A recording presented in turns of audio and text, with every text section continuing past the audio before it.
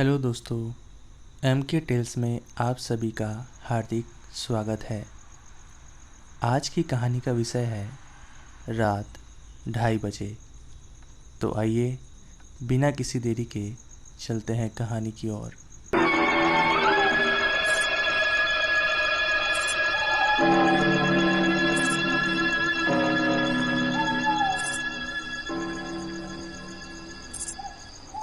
Ram railway station पर guard की नौकरी करता था। उसकी शिफ्ट हाल ही में रात की हो गई थी और उसका ट्रांसफ़र ऐसे रेलवे स्टेशन पर कर दिया था जहां 20 किलोमीटर तक का इलाका वीरान और सुनसान था। उस रेलवे स्टेशन पर से ज़्यादा रेलगाड़ियां भी नहीं गुजरती थी। प्लेटफॉर्म भी अक्सर सुनसान ही रहता था। उस स्टेशन पर ज़्यादा यात्री भी वेट नहीं करते थे। शहर की आबादी भी कम थी। राम इस बात से काफ़ी नाराज़ था कि उसका ट्रांसफ़र ऐसी वीरान जगह पर कर दिया गया। एक रात राम खुद से ही बड़बड़ाता हुआ चला जा रहा था। क्या मुसीबत है? कहाँ आ गया हूँ मैं? अच्छी खासी घर के पास नौकरी चल रही थी, बेकार ही इस वीराने में मेरा ट्रांसफ़र हो गया। 1.5 महीना देखता हूँ, फिर बात कर लूँगा ट्रांसफ़र की। उसका यहाँ नौकरी करने का बिल्कुल भी मन नहीं था। हाथ में टॉर्च लिए और दूसरी हाथ में डंडा लिए वह प्लेटफॉर्म का चक्कर लगा रहा था। बीच बीच में सीटी भी बजा देता। शनिवार रात की बात है।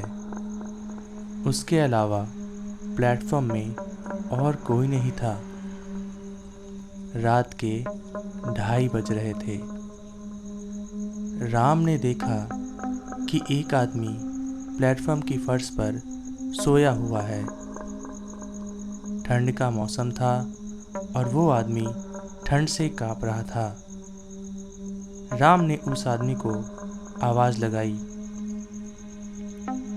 और जब उस आदमी के तरफ से कोई उत्तर नहीं मिला तो राम उसके पास जाकर खड़ा गया और उससे पूछताछ करने लगा। कौन हो भाई? उसने देखा कि आदमी को ठंड लग रही है। वो आदमी कुछ बोल ही नहीं रहा था। राम ने कहा, अरे कुछ बताओ भी, कौन हो? आदमी बस ठंड से कांपे जा रहा था। राम ने उसे अपने पास बैग में रखी एक शॉल निकाल कर दी।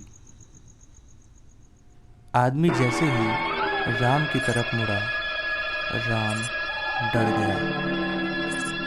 उस आदमी का सर कटा हुआ था। राम वहाँ से भागकर वेटिंग रूम में आ गया। उसने जो देखा था उसे अपनी आंखों पर यकीन नहीं हो रहा था। वह फिर से कुछ देर बाद उसी जगह पर चेक करने गया तो उसने देखा कि वहाँ पर कोई भी नहीं था, सिर्फ उसकी शॉल पड़ी है। उसने वह शॉल उठाया और सुबह घर लौट गया। वह इस हादसे को एक बुरे सपने की तरह भूल गया।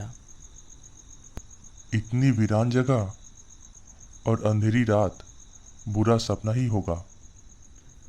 उसने सोचा यह सब उसकी नींद और थकने की वजह से हुआ है और उसने नींद में सपना देखा होगा। अगली रात वह फिर से ड्यूटी दे रहा था। प्लेटफॉर्म का चक्कर लगा रहा था। राम ड्यूटी करते करते थक गया तो एक बेंच पर बैठ गया। उसने घड़ी देखी तो 2:30 बज रहे थे। कुछ ही देर में उसके पीछे से किसी के चलने की आवाज़ आई। उसने टॉर्च की लाइट को पीछे की ओर किया तो वहाँ कोई भी नहीं था। राम को लगा कि उसे नींद आ रही है। उसने चारों तरफ देखा और आंखें बंद कर ली। फिर वहीं कुछ देर बैठे बैठे उसकी आंखें लगने लगी। तभी एक हाथ उसके दाहिने कंधे पर आया और उसे जगाने लगा। पहले तो उसने ध्यान नहीं दिया, लेकिन फिर से ऐसा हुआ तो चौंक कर बैठ गया। उसने चारों तरफ देखा तो वहाँ कोई भी नहीं था। राम को लगा कि उसने फिर से कोई बुरा सपना देखा है। तभी अचानक राम को पायल की आवाज़ सुनाई देती है। उसके सामने एक लड़की चली जा रही थी। राम उस लड़की को आवाज़ देकर रोकने लगा। रुको, रुको, मेरी बात सुनो। कौन हो तुम? रुको। यह कहने लगा। वह जैसे ही लड़की के पास गया तो वह लड़की गायब हो गई थी। राम इस बार घबरा गया था। उसके माथे का पसीना साफ साफ बता रहा था कि वह बुरी तरह से डर गया है। राम ने यह बात फिर से किसी को भी नहीं बताई, लेकिन अब उसे प्लेटफॉर्म पर ड्यूटी करने से डर लग रहा था। अगली रात राम एक ही जगह पर खड़ा रहा। उसने स्टेशन का कोई भी चक्कर नहीं लगाया। कुछ देर बाद राम के पास एक 11 साल का बच्चा आकर खड़ा हो गया और राम की तरफ देखने लगा। राम चौंक गया। यह बच्चा इतनी रात को कहाँ से आया? राम इधर उधर देखने लगा, पर कोई भी नहीं था जिससे राम इस बच्चे के बारे में पूछ सके। फिर राम ने उस बच्चे से कहा, बेटा, तुम यहाँ पर इतनी रात को क्या कर रहे हो? तभी घड़ी में 2:30 बज गए। पूरा प्लेटफॉर्म घड़ी की आवाज़ से गूंज रहा था। राम ने घड़ी की तरफ देखा तो थोड़ा सा घबरा गया। उसके सामने खड़े बच्चे ने रोना शुरू कर दिया। राम ने देखा कि सामने खड़ा हुआ बच्चा उसे धुंधला दिखाई दे रहा है। उसे अपनी आंखों पर यकीन नहीं हुआ। उसने अपनी आंखें मली। उसे फिर भी वो बच्चा धुंधला ही दिखाई दे रहा था। राम ने उस बच्चे को पकड़ने की कोशिश की तो वह बच्चा भागने लगा। राम भी उसके पीछे भागने लगा और वह बच्चा अचानक से पटरियों पर भागने लगा और गायब हो गया। राम अपना बैलेंस नहीं बना पाया और पटरियों पर गिर गया। उसने ट्रेन की आवाज़ सुनी और घबरा गया और सब धुंधला दिखने की वजह से वह डर गया और ज़ोर ज़ोर से चिल्लाने लगा। तभी रेलवे स्टेशन मास्टर शर्मा भागता हुआ आया और उसने राम को पटरियों से बाहर निकाला। राम कुछ देर तक बेहोश रहा। रेलवे मास्टर शर्मा ने राम के ऊपर पानी छिड़का तो वह उठकर चिल्लाने लगा। शर्मा ने उसे शांत किया और उसे दिलासा दिया कि वह ठीक है, राम को कुछ भी नहीं हुआ है। राम को कुछ भी समझ नहीं आ रहा था कि उसके साथ ये कैसे हादसे हो रहे हैं। शर्मा ने पहले तो उसे डांटा कि वह पटरी के इतने पास क्यों गया। राम ने शर्मा को उसके साथ घट रही सारी घटनाओं के बारे में विस्तार से बताया। शर्मा तुरंत ही समझ गया। उसने कहा, इस इलाके में कई छलावे रहते हैं। वह सब रूप और शरीर बदल बदल कर आपसे बात करना चाहते हैं। उसके बाद आपको नुकसान पहुंचाने की भी कोशिश करते हैं। राम छलावे का नाम सुनकर बुरी तरह से कांप उठा।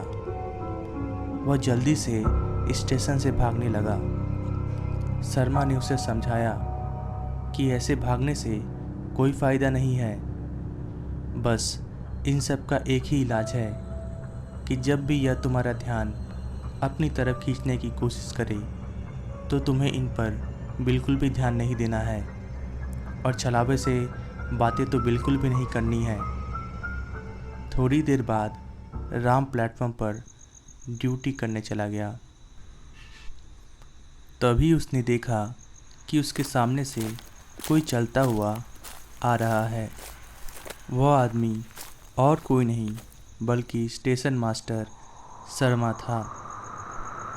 यह देखकर राम की आंखें फटी रह गईं। शर्मा उसके पास आया और बोला, आज उसकी बीवी की तबीयत खराब होने की वजह से वह ड्यूटी लेट आया है। राम ने सोचा, अगर यह शर्मा है तो अंदर ऑफिस में मैंने किससे बात की। राम भागता हुआ ऑफिस में गया तो वहाँ शर्मा पहले से ही बैठा था। इससे राम और भी ज़्यादा डर गया और भागता हुआ अपनी पूरी ताकत के साथ इस रेलवे स्टेशन से निकलने का प्रयास करने लगा कि तभी राम का पाँव प्लेटफॉर्म में पड़ी एक लाश से टकराया और राम गिर गया। वह लाश और किसी की नहीं बल्कि शर्मा की थी। राम भागना चाहता था पर शर्मा की लाश ने उसके पाँव को पकड़ लिया और ज़ोर ज़ोर से कहने लगा, मुझे बचा लो, मुझे मरना नहीं है, मुझे जिंदा रहना है। राम किसी तरह वहाँ से भाग खड़ा हुआ। कुछ दिनों बाद एक नया गार्ड स्टेशन पर ड्यूटी करने आया। वह एक रात ड्यूटी कर ही रहा था कि तभी उसने देखा घड़ी में 2:30 बज गए थे। सारा प्लेटफॉर्म खाली था कि तभी उसे एक परछाई दूर जाती दिखाई दी। देखते देखते वह परछाई एक शरीर में बदल गई और गार्ड के पीछे जाकर खड़ी हो गई। गार्ड ने पीछे देखा तो उसके पीछे राम खड़ा था।